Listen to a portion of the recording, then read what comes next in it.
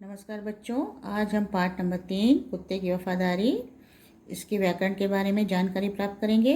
देखिए, सबसे पहले पेज नंबर 14 में नंबर 5 पढ़िए, हंसिए और सही शब्द लिखिए। अब देखो, ये आपके पुल्लिंग और स्त्रीलिंग शब्द हैं। इसमें कई शब्द आपको गलत दे रखे हैं, उसको हमें सही शब्द बनाकर लिखना है। और सबसे पहले तो पुल्लिंग शब्द कौन से होते हैं? जो शब्द हमें पुरुष जाति का बोध कराते हैं, ऐसे शब्द पुल्लिंग शब्द कहलाते हैं। और स्त्रीलिंग शब्द, जो शब्द हमें स्त्री जाति का बोध कराते हैं, ऐसे शब्द स्त्रीलिंग शब्द कहलाते हैं। अब देखो, यहाँ पे राजा का होगा रानी, तो यहाँ पे रॉन्ग दे रखा है, तो आपको इधर सही शब्द बना के लिखना है रानी। ग्वाला का हम यहाँ लिखेंगे ग्वालिन। अभिनेता अभिनेत्री, रानी राजा, शेरनी शेर। ये देखो, ये सब गलत है, इनको हमें सही बना के लिखना है। सुनार सुनारिन, ऊंट ऊंटनी, लुटेरा लुटेरिन, बंजारा बंजारिन, सेठ सेठानी। इस तरह हमें पुल्लिंग और स्त्रीलिंग शब्द लिखने। अब यहाँ देखिए, स्वाध्याय में ढांचे पर से कहानी लिखे। यहाँ पे आपको कहानी का ढांचा दे रखा है और इसके आधार पर आपको कहानी बनानी है। अब देखो, ये कहानी कैसे होगी, एक बार मैं आपको बता देती हूँ। किसी नगर में एक सेठ रहता था। उसके घर में कई नौकर चाकर थे। एक दिन सेठानी अपना कीमती हार मेज पर ही रखकर किसी काम से बाहर चली गई। एक नौकर ने मौका देखा और हार को चुरा लिया। सेठानी लौट कर आई तो मेज पर हार न देखकर सन्न रह गई। उसने सेठ से हार की चोरी की बात की। सेठ ने सभी नौकरों को बुलाकर पूछा, परंतु किसी ने हार की चोरी कबूल नहीं की।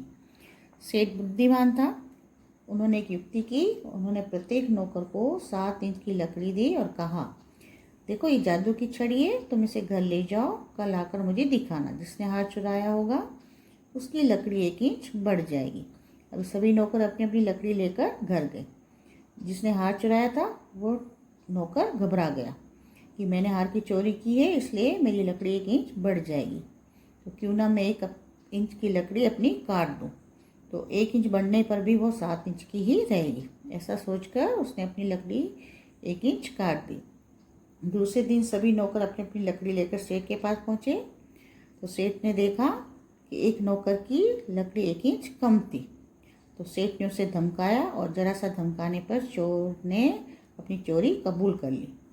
सेठ ने उसे अपना हार वापस ले लिया और उसे नौकरी से निकाल दिया। इस तरह सेठ ने युक्ति से काम लिया और हार को चुराने वाले नौकर को उसने पकड़ लिया। अब इस कहानी का आप शीर्षक दे सकते हो, सेठ की चतुराई। अब यहाँ पे देखो, पेज नंबर 15 में नंबर 3, नीचे दिए गए वाक्यों में रेखांकित शब्दों का लिंग परिवर्तन करके वाक्य फिर से लिखिए। अब जो रेखांकित मतलब अंडरलाइन है ना, जो शब्द अंडरलाइन है, रेखांकित है, उनका हमें लिंग परिवर्तन करना है और वाक्य फिर से लिखना है। अब जैसे यहाँ पे एक उदाहरण दे रखा है, घोड़ा दौड़ रहा है तो घोड़ी दौड़ रही है। अब यहाँ पे जैसे सेठ ने कहा रुपए तो मैं दे दूंगा, तो सेठ का होगा सेठानी। सेठानी ने कहा रुपए तो मैं दे दूंगी। बंजारे को बहुत दुख हुआ, तो बंजारे का होगा बंजारिन। बंजारिन को बहुत दुख हुआ। ऊंट की पीठ पर सामान लदा है, तो ऊंट का होगा ऊंटनी। ऊंटनी की पीठ पर सामान लदा है। मैदान में लड़का खेल रहा है, तो लड़का का होगा लड़की। मैदान में लड़की खेल रही है। अब नंबर 4 देखो, बक्से में से लिंग आधारित शब्दों के जोड़े मिलाइए और उनका वाक्य में प्रयोग कीजिए। अब देखो, शिष्य का होगा शिष्या, नागिन का होगा नाग, शिक्षक का होगा शिक्षिका, घोड़ा का घोड़ी, गाय का बैल, देव का देवी। अब इसका हम वाक्य में प्रयोग किस तरह कर सकते हैं? देखो, यहाँ पे एग्जाम्पल दे रखा है गाय का और बैल का। गाय का दूध सेहत के लिए अच्छा है, बैल किसान का दोस्त है। इस तरह हम अन्य शब्दों का भी वाक्य में प्रयोग कर सकते हैं। अभी देखिए, नंबर 5 पे आपका संज्ञा पहचानिए। पहले हम संज्ञा की परिभाषा देख लेते हैं। किसी व्यक्ति, वस्तु, जाति, स्थान या भाव आदि का बोध कराने वाले शब्द को संज्ञा कहते हैं। और देखो, संज्ञा के मुख्य 3 भेद होते हैं, व्यक्तिवाचक, जातिवाचक और भाववाचक। आपके इस पाठ में 2 भेदों के बारे में आपको ज्ञान दिया गया है, व्यक्तिवाचक और जातिवाचक। पहले तो ये 3 उदाहरण हम देख लेते हैं। सैनिक हमारे देश की रक्षा करते हैं, तो यहाँ पे सैनिक है संज्ञा। हमें देश की प्रगति के बारे में सोचना चाहिए। यहाँ पे देश है संज्ञा। गंगा भारत की पवित्र नदी है, तो नदी है यहाँ पे संज्ञा। अब इसके भेद, इसके प्रकार देखिए। अब ये देखिए, सबसे पहले व्यक्तिवाचक संज्ञा, इसकी परिभाषा है, ये देखो, किसी खास व्यक्ति, प्राणी या स्थान को सूचित करने वाली संज्ञा को व्यक्तिवाचक संज्ञा कहते हैं। अब इसके उदाहरण देखो, ऊपर 4 दे रखे। आशा विमान चलाती है, तो आशा व्यक्ति का नाम हो गया, ये हो गया व्यक्तिवाचक संज्ञा। नर्मदा गुजरात की सबसे बड़ी नदी है। अब नर्मदा किसका नाम है? नदी का, तो यहाँ हो गया नर्मदा व्यक्तिवाचक संज्ञा। हिमालय भारत का सबसे ऊंचा पर्वत है, तो हिमालय किसका नाम है? पर्वत का, है ना, तो यहाँ पे हिमालय हो गया व्यक्तिवाचक संज्ञा। नीम गुणकारी पेड़ है, तो नीम किसका नाम है? पेड़ का, तो यहाँ पे नीम हो गया व्यक्तिवाचक संज्ञा।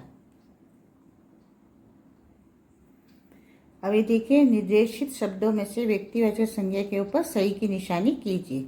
अब देखो, ताप्ती ये है नदी का नाम, गुजरात ये है राज्य का नाम, मोहन व्यक्ति का नाम, वीर सावरकर व्यक्ति का नाम, गिरनार पर्वत का नाम, तो ये सब क्या है? व्यक्तिवाचक संज्ञा। अब संज्ञा का दूसरा भेद देखिए, दूसरा प्रकार जातिवाचक संज्ञा। इसकी परिभाषा ये रही, जो शब्द संपूर्ण जाति का बोध कराते हैं वे जातिवाचक संज्ञा कहलाते हैं। इसके उदाहरण देखो, ये रही, हमारे देश के सैनिक बहादुर हैं, तो यहाँ सैनिक है जाति, तो यहाँ पे सैनिक हो गया जातिवाचक संज्ञा।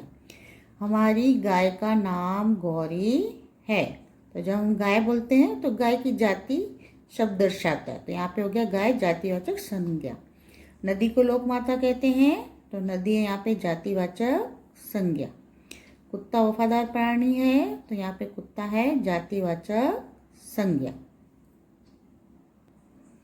अब यहाँ देखिए, पेज नंबर 17 में जातिवाचक शब्द छांट कर सूची बनाओ।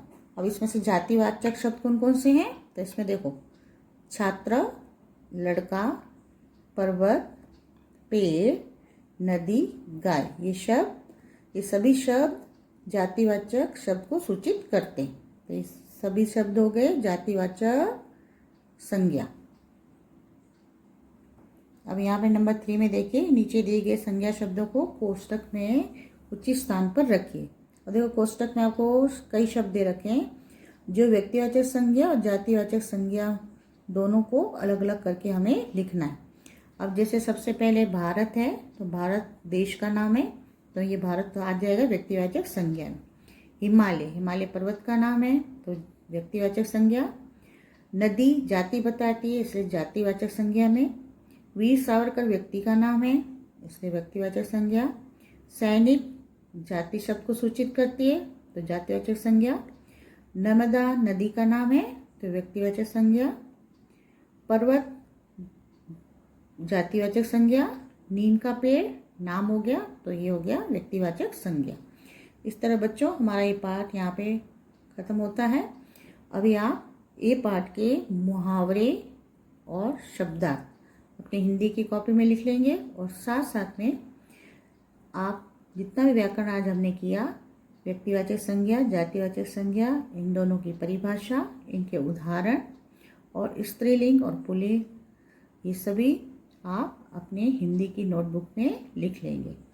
और इनके प्रश्न उत्तर, इस पाठ के प्रश्न उत्तर आपको PDF में मिल जाएंगे। आपका बहुत बहुत धन्यवाद।